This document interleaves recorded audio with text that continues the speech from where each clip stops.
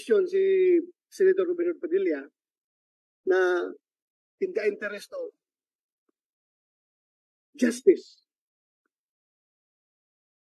transparency, fairness, and everything.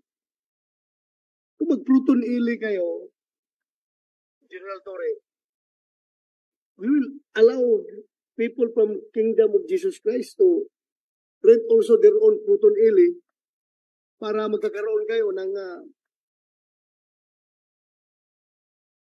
transparency doon sa area. Para pag sinabi niyong negative, titingnan rin nila kung negative rin sa kanilang equipment.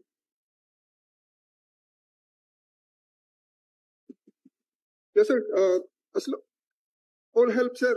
All help to confirm or deny the existence of these facilities or hiding places of a political is always welcome, sir. Okay. Sana si Juan, kaya niyo magrenta niyan para sumabay kayo? Kaya man, sir, pero pwede umalis muna yung mga polis na dami-dami. Kung sino lang yung mag-conduct ng Proton Elic or whatever search, pwede, yun lang talaga yung dapat. Tapos ayusin natin sa korte. May court order ba? May ano ba? Pwede, ayusin na lang muna natin ito, sir. Ako, tinatanong ko lang kayo. Yes, sir. As far as Opo. concern. Yes, we can. Yun Pwede nga, kayo nag-usap na kami ng lawyer namin. Yes, we're willing, but yun. Kaya ninyo? Para, Ay, sabayan nyo sila. Kung mag-test sila ganun, meron din kayo sarili ninyo. Your Honor, ganito po, pag ma-positive na wala talagang tunnel dyan, aalis sila kagad. By all means, ano Opo, gawin nila opo, doon kasi, kung wala talagang... we have really reliable information na yung Proton Elic findings nila negative, no? Wala talaga mga tunnels doon sa baba, no? And that's why I was really appalled by his declarations a while ago that he was as if treating the ground penetrating radar as if it was the Proton Elic findings. That's different equipments. Grabe ka high-tech po nila. Okay, per suggestion of Senator Robert Padilla. Pwede ba kayo magrenta ng sarili niyong Proton Eli? At sabayan niyo sila? Yes. Kanyang ginagawang test? Opo. Mabilis. Magsabing wala, negative. Wala, Di ba? negative Kung ano gusto nyo. Walang reasonable belief. Para Iba mabilis. na ito. Iba na ito kung wala talaga tunnel, yung Proton Elic. Bakit pa kayo nandito? Kaya nga. Yes. To expedite everything. With the declaration of the yes, Your Honor, we're willing. Magkano renta kaya niya? 90,000 ata daw. So you're willing to spend for that? Oo. Sige. Gawin natin ito. Sabi naman ni General Torre, he welcome that suggestion. So sabay kayo doon. Kung meron silang i-test, mag-test rin kayo. Tingnan yung result ng both parties. Para mabilis. imagine kasi, kung if we will not do that, Your Honor, para matapos ito, gusto niya na i-clear lahat ng Kibuloy's followers there. Mga 2,000, itong mahal po ng hotel. Hindi na kailangan yan. Hindi na kailangan. Kung saan nila gustong mag-test, sabayan ninyo. Sige. Sabay kayo. Do it.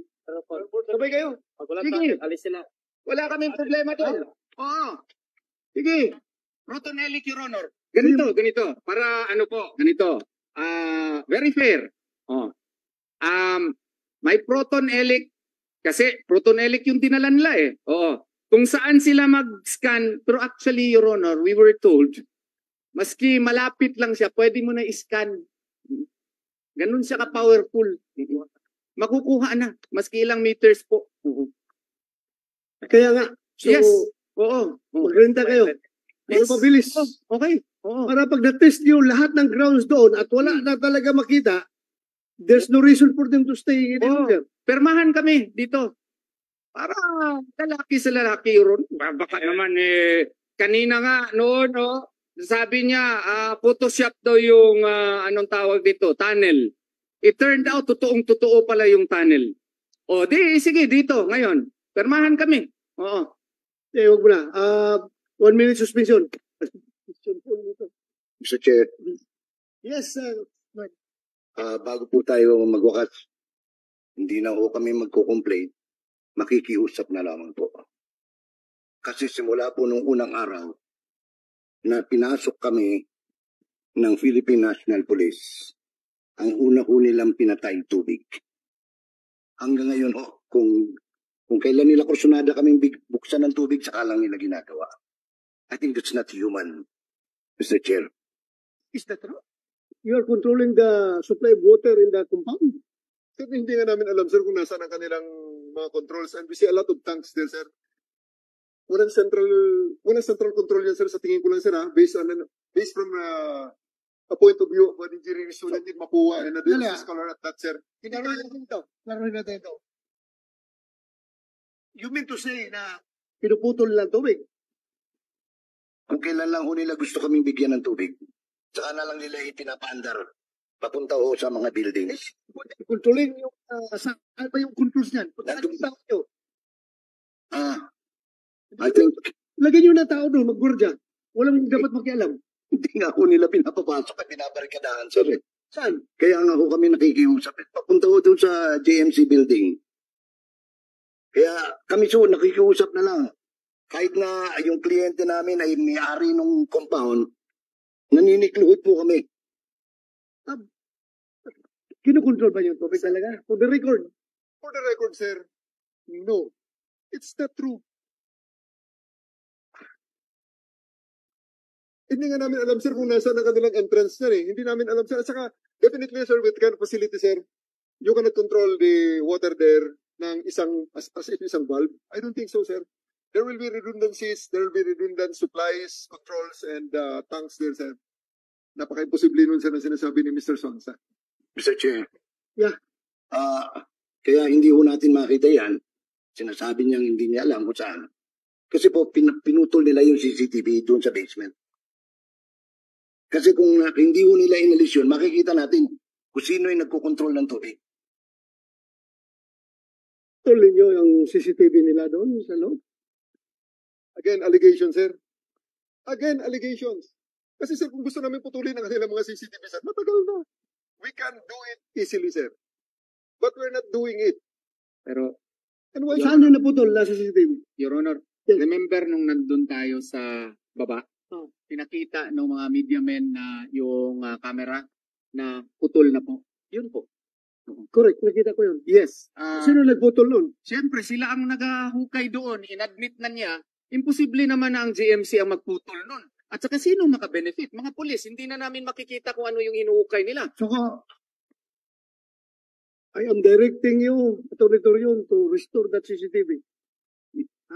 I-restore mo. And I am also directing you, PNP, huwag niyo pakialaman yung CCTV nila. Okay? right at the very start, sir, we didn't. And in Okay, two times now, okay sir, lang. I-deny mo man na kayo ang nagputol, sila naman, inaalis sila na kayo ang nagputol, let's forget about that issue. Basta may directive to them, restore niyo yung CCTV ninyo, at kayo, huwag na niyo pakialaman yung CCTV nila. If I may, Your Honor, ang problema, In the interest of public order. Your Honor, ang problema kasi bumalik na yung mga armado po dun. At sa pagpunta ko pa nga lang dito, bumalik na armado. Baka pagbalik namin doon, nakakordon na naman yung GMC basement po. Baka hindi na po kami makapasok ulit. Yan na po ito. Ang proposal ko, Your Honor, at least we seek for your protection. We will have this session held sine die, Your Honor, and definitely likewise, Your Honor. So you would have continuous powers, yes, Your Honor. To give you the assurance, I am not terminating this investigation. I am only suspending it tonight. It will be suspended and it will continue. Okay? So, time now, marami pa sa ating mga resource person ay uuwi ng Manila. Sasakay ng 10 o'clock flight. It's already 9:22. Baka hindi sila makahabol sa airport. So, from here, I just would like to remind both parties. I would like to appeal in your senses for peace, sobriety, and cooperation. Anong cooperation na gusto kong makita? Cooperation to achieve peace and sobriety. Yun lang gusto ko sana. And respect the human rights of everyone. Members of the KOJC and members of the police force. Respetuhin natin. Okay? Huh? Okay. From the PNP.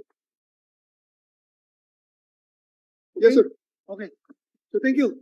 From here, Senator Bongo, you have the floor. I support the call of the committee chairman, Senator Bato de la Rosa. We need to de-escalate the situation. Kawawa yung estudyante, kawawa rin yung mga pulis. I support you, Mr. Chairman.